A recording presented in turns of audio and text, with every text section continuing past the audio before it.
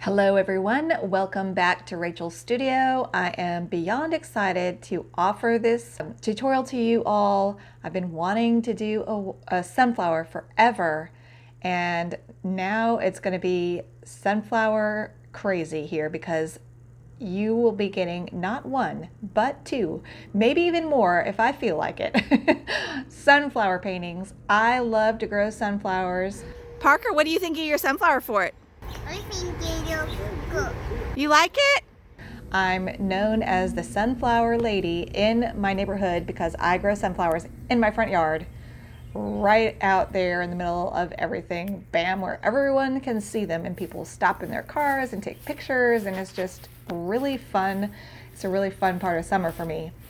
And so I will be taking advantage of having a lot of great references, including this one. This is from a picture I took last summer, complete with a bumblebee. Now, just so you all know, I ended up taking the bumblebee out. And if you end up doing a bumblebee, just make sure that the area around the bumblebee is lighter so that the bumblebee shows up, because there's a lot of black in the bumblebee. I would say even mask him out and then paint him later as almost a separate little mini painting. So just right now, you would just mask the whole bumblebee. And make sure that when you do paint around the bumblebee, you keep it lighter so that there's enough contrast you can even see him. My bumblebee got lost in my sunflower, and I will show you some of that footage. You are going to want some Brusho moss green if you want to get some of the effects that I do in the actual middle of the sunflower, the brown part. I am going to use my core cadmium paint I was testing out to see how much diffusion it did, because those the core paints are the ones I'm going to send out as paint dots, and I am interested in trying them because they diffuse more than most watercolors. And indeed, if you watch the first bit of paint go on this painting, you will see it just explodes across the paper. It's really cool. So the main colors that I use are cadmium yellow by Core, but if you don't have that, and you probably won't, obviously, you can use the Indian yellow. That's perfectly wonderful. Or you can use Holbein Oriole, and you can use Quin Gold. Any yellow you have, I really don't think it matters, because we're going to keep this really gestural, and a lot of different yellows would work. All right, let's get started with this. So here I'm using my silver black velvet oval brush, 3/4 size, and I'm just getting the whole middle part, the round middle part. What's that called, y'all? I should know this. I'm just putting in clear water because I'm going to float some yellow in the middle first. And I'm also going to put some permanent green light in the middle. So you'll see me do that soon. And I'm painting carefully around the bumblebee. I didn't paint around him carefully enough. You'll see. I'm going to show you footage of me painting this bumblebee later. Some of it will be sped up because I don't really recommend doing the bumblebee. I think the way I painted it anyway, there's so much going on with the splashy textural effects that the bumblebee just kind of got lost. But if you want to put it in, just know you need to make the sunflower behind the bumblebee lighter so that he'll pop out. So I'm just putting in my little clear water here. It's actually got a little blue tint to it, and that's just because my brush wasn't clean enough, but it doesn't matter because this is going to have so much pigment in this part of the painting, it doesn't matter. Whoa, look at that. Look at how much that just explodes across the paper. I just love that. And do you see how I painted little bits of clear water up into the petals so the yellow paint will kind of seep up into the petals and make little petal striations? Later, I'm going to talk a lot about painting the petals, and I'm going to call them stems, but really I meant petals. So just know that. I didn't mean stems, I meant petals. Later on, you'll see what I mean. And there, while this is still wet, I'm going in with a little bit of red mixed into my yellow to add a little bit of variety. You never want a flat yellow. And so I'm adding a little bit of orange, using my script brush there to get some refined lines going up into the petals.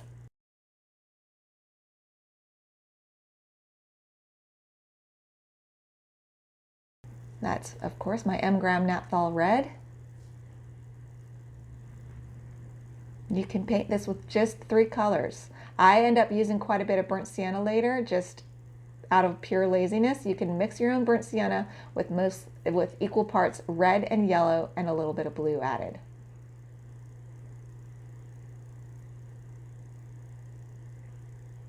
And some would argue that would be an even more transparent, vibrant looking burnt sienna color than straight from the tube, because burnt sienna from the tube is an earth color and it has a tendency to muddy things. But I use burnt sienna in just a splashy way, so it wouldn't muddy everything up at all. So you'll be safe there. So I'm just putting in some striations like petals have.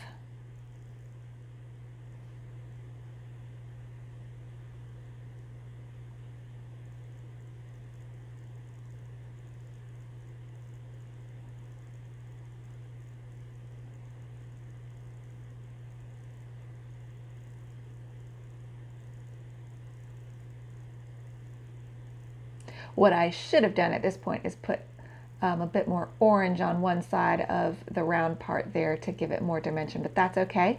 There I put in some cream consistency Daniel Smith Permanent Green Light right in the middle, because you'll see in the reference photo it does have some green in the middle, so I thought that was a very nice touch. It adds a lot of interest, I think. I like that. And here it goes on my moss green brusho. I dip my dry brush into the brusho powder and then sprinkle it on. Now, Gene Stroud, Mr. Brusho on YouTube, in my opinion, he's amazing. Check out his videos if you haven't yet. And he puts his brusho on a big piece of paper and then taps it on off the piece of paper. So I didn't try that. My watercolor painting is a little too small. This is an 8x10, by the way. And I think that's a really good size to paint this. It gives you room to splash around, but it's not so big that it takes a lot of time to cover the paper. So I'm just getting in some texture of a very impressionistic texture to suggest the seeds in the middle of the sunflower. And I really liked that effect. Getting some Naphthol red over there.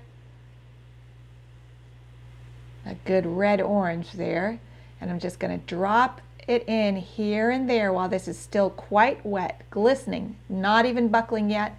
I'm dropping it in to add some color interest, so it's not all one flat yellow underneath all this other textural interest. And I put it around the edge, and that makes, I think, the middle kind of look like it puckers out, like it has three-dimensional shape to it, kind of like a globe shape, to have the outer part darker and the middle part is green and lighter yellow. I think that adds a lot of three-dimensional look to it.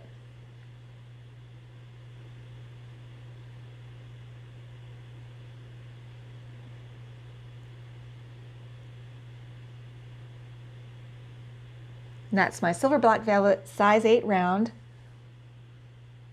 I use that for probably 80% of my painting, as you all know.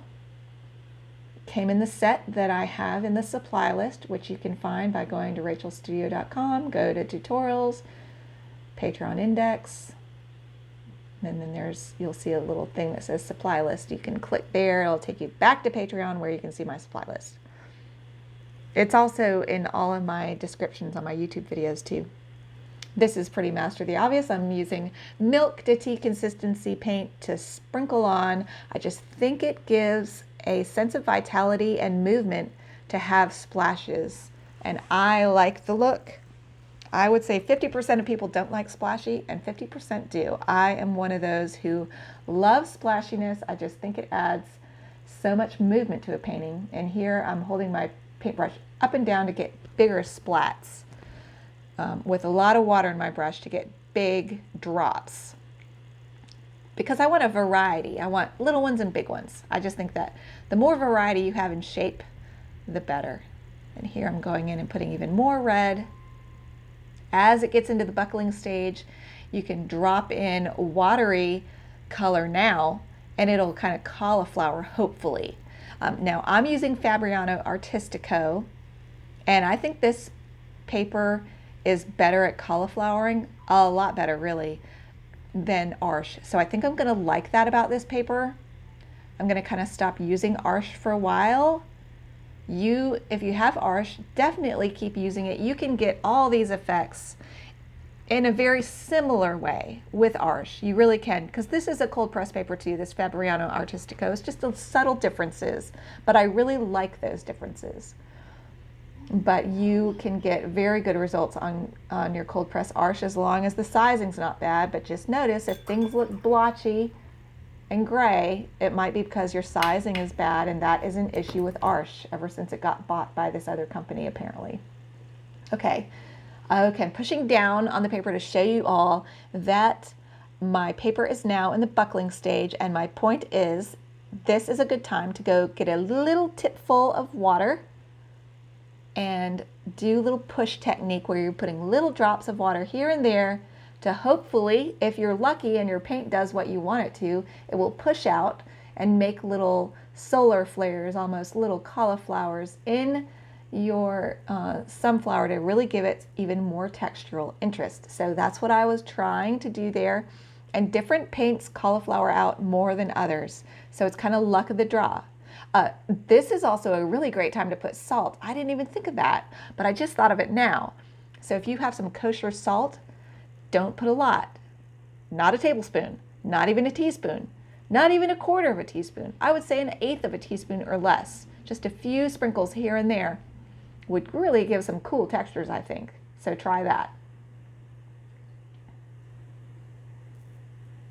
But I was just trying to take a side angle so you could really see how much water I'm putting on the paper, how much water I have in the tippity tip of my brush. And I think I did a pretty good job. It's hard to paint and hold your camera right. It's like rubbing your belly and chewing gum. Rubbing your belly and doing something else with your other hand. I forget. You know what I mean. So there I'm trying that push technique to get some little cauliflowers going. And I got some too. I was so happy. So it worked.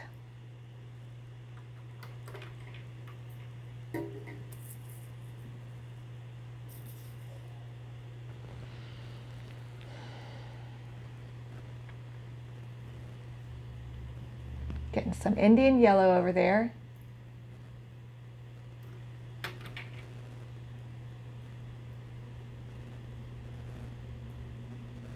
Got my silver black velvet size 3/4 oval. So I'm gonna do some gestural petals, and I'm gonna try to remember the advice of Shada Campbell when you're painting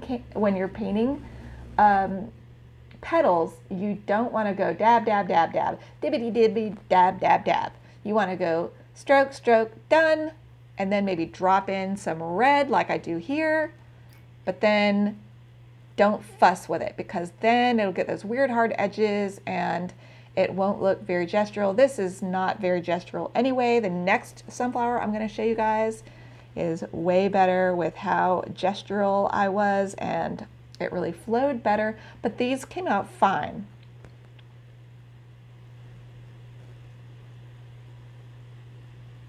But I wasn't using any calligraphic strokes like I did in the next sunflower painting. You'll see what I mean.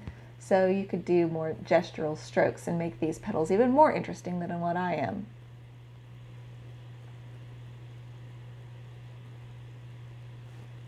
But this silver black velvet size 3/4 oval, if you're painting at about an 11 by 14 or 8 by 10 inch size, it's the perfect brush for painting these petals. So basically I'm just getting in my base petals here, and there's more that can be done later to differentiate them from each other a little bit,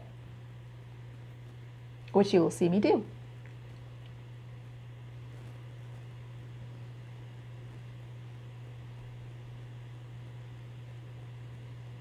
So you see those striations that come up into the petals, those are completely dry before I paint this stage. So I'm glazing over them.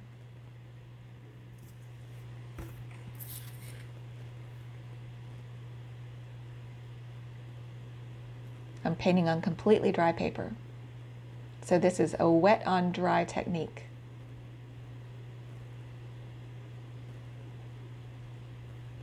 Getting a little orange to differentiate the leaf a little bit, or not the leaf, the petal. I keep saying later in this video too, I'm gonna call it maybe leaves too, but I'm not, I'm talking about petals.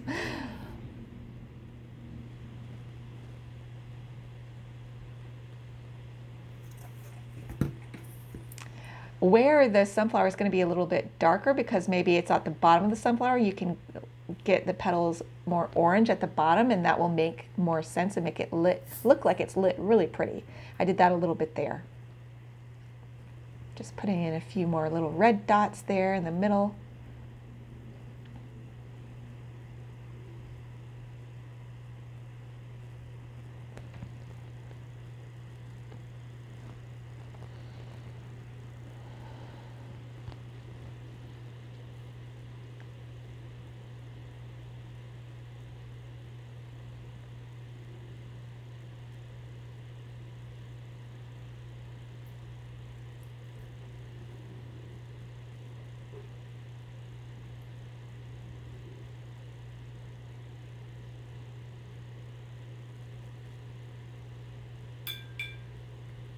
Got a bunch more water in my brush to make it more splattery, and then went to town a little bit there with some more orange splashes this time to add some differentiation from the yellow splashes, which I think that looks a lot better to have more than one color splash.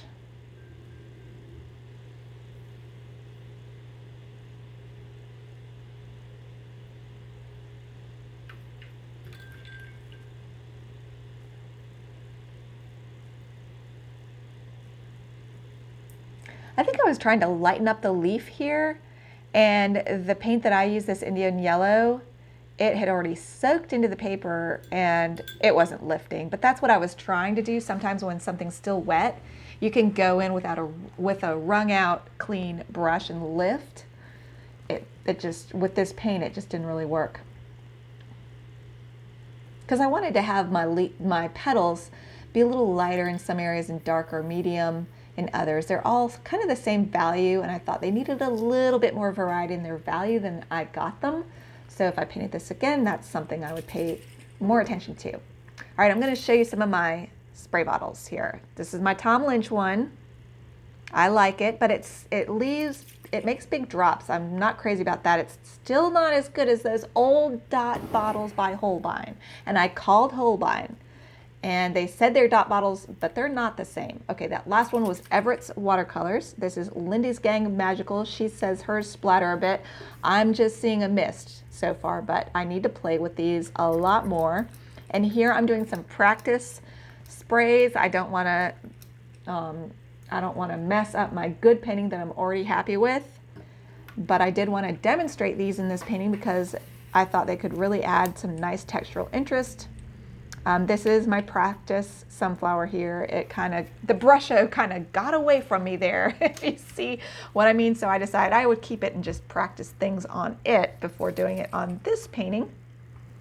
And this is my Tom Lynch. Anytime you see that purple bottle, that's a Tom Lynch spray bottle.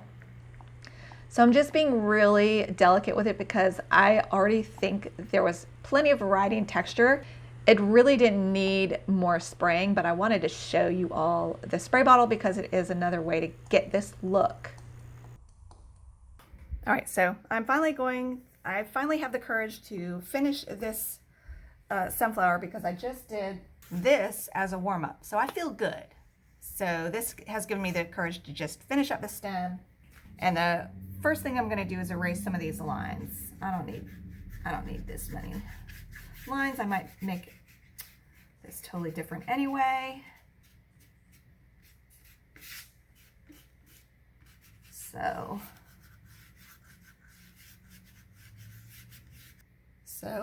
I'm going to do like I did on the other one and get a little bit of water on here just to naturally loosen it up. that forces me to be loose.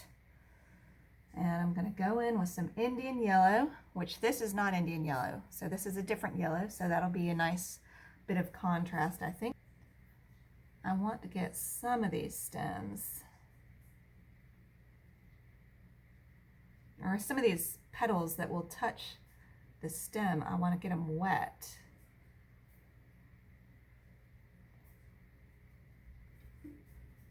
And I also want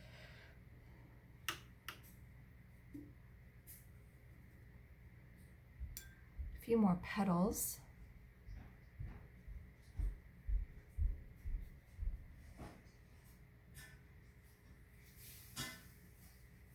Just to add some spice.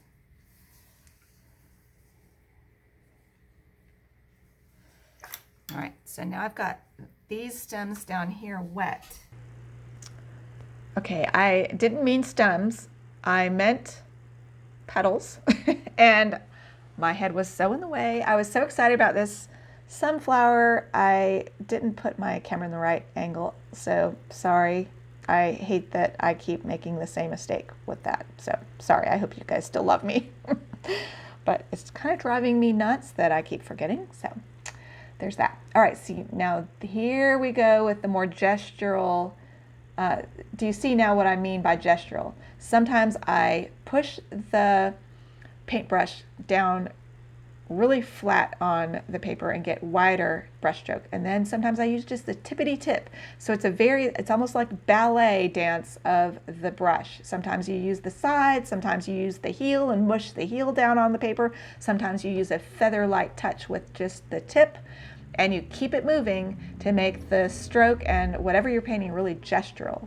So that's what I was doing there to paint those leaves. So it's fast, and I'm continually changing how I hold the brush and how I use the brush while I quickly dance across the paper to create very gestural looking leaves. So that was really fast. So if you need to watch it again to just really see what I do, just continue to watch and re-watch it. And then to really make these leaves have some leaf look, I gave them really sharp little points. And when you have those sharp little details, that really adds a sense of reality or realism to whatever it is you just painted. So that's why I did that. And you can see how I quickly changed the colors too. There is super dark blue and green in the top of the stem, and then there's Windsor green gold in this area, and then I go and pick up a different color. I get some mixed ultramarine blue and Holbein Aureolin for this part, so it's all really fast and really keeps changing. So that was all really fast, and now I'm already on this bee, and I wanted to at least show you this sped up footage of me trying to make this bee work, even though he's kind of an afterthought, because I got excited about all this gestural work I was doing, all this splattery loose stuff, that I didn't pay too much attention to the bee, and now I'm trying to make him work by making him really black and white. And I'm just going to go in with some burnt sienna. He was just blending in too much between these leaves, and I'm getting pretty cream consistency. Get in and get out.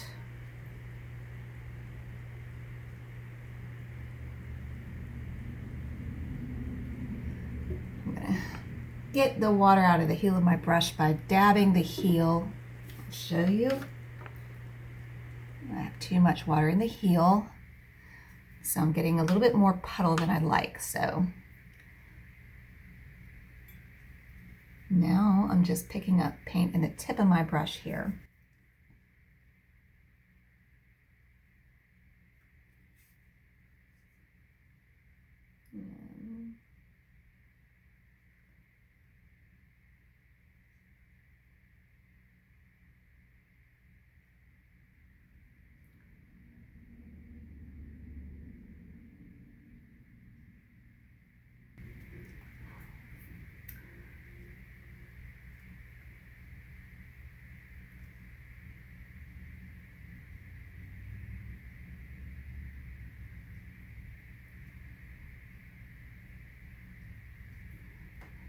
Trying to keep it gestural.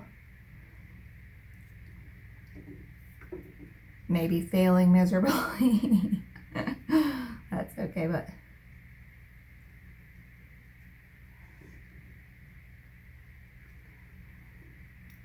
just doing enough to get a little bit of definition at the base of these.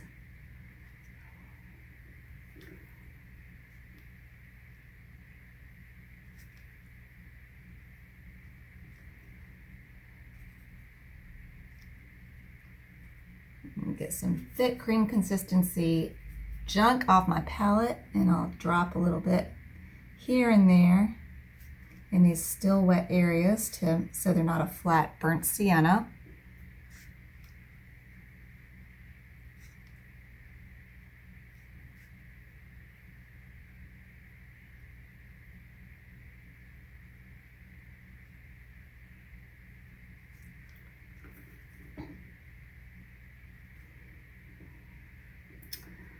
Just give a little bit of definition.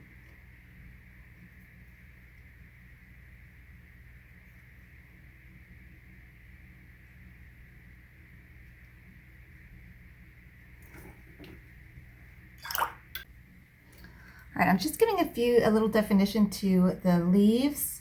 The petals, some of the petals that is. So I'm just imagining what petals are kind of deeper in the flower and giving them a little bit more red to pop out the top ones.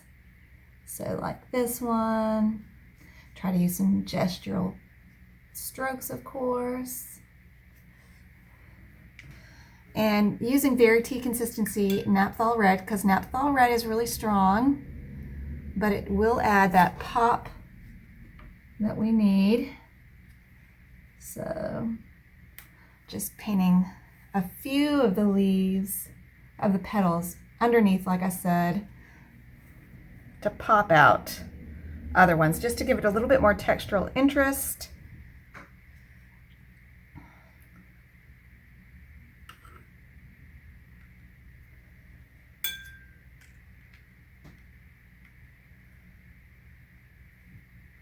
And a few more little splashes because we can. And we can call it pretty much done, except I want to work on these wings. I think the bee kind of got lost, and that's okay. The next step I want to show you that I did while everything was still really drippy after I sprinkled on those drips was I went like this and like this. And then I got these little delicate lines. All right, let's see if we can do anything to make this bee stand out. He's not showing up well at all. All right, so I'm just gonna speed up this footage of me trying to make this bee work. I'm using lamp black for the black, and then I'm using my little script brush to get the tiny little lines and striations in the wings. The wings are really light. I will include a reference photo of this bumblebee that I was looking at. It's a different picture, so if I forget, remind me. And then I was painting really dark burnt sienna around the bumblebee to see if that would pop him out, since the bumblebee is pretty light, but he really got lost and it really detracted from the painting, I thought. So I'm gonna erase it and you will see that next.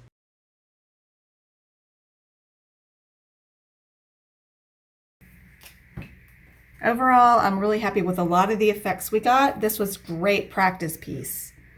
And I think I learned a lot from this and applied it to my other looser, faster one. So let's sign it and call it a day.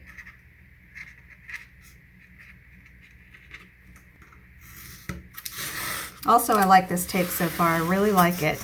I need to try it with a more wet painting and see how it works.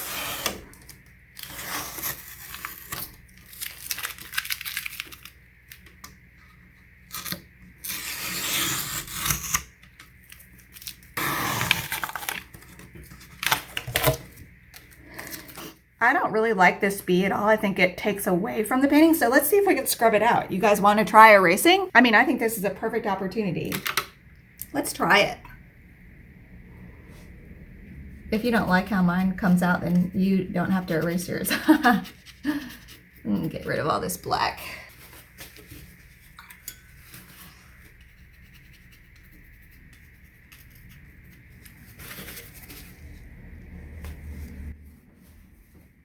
So I'm using plenty of water on my scrubber.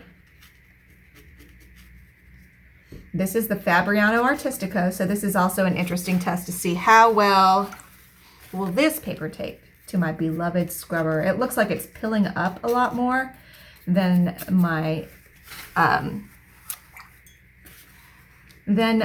Arches cold press would have.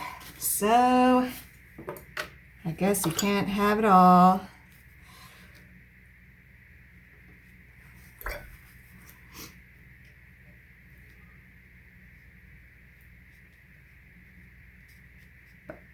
We can erase that B, and it's like he never happened.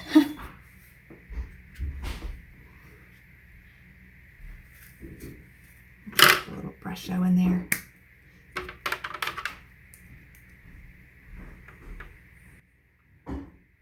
All right, so here I'm just again putting a little tiny bit of brush show over where that bumblebee was to just really make it blend in and look like he was never there. He never happened.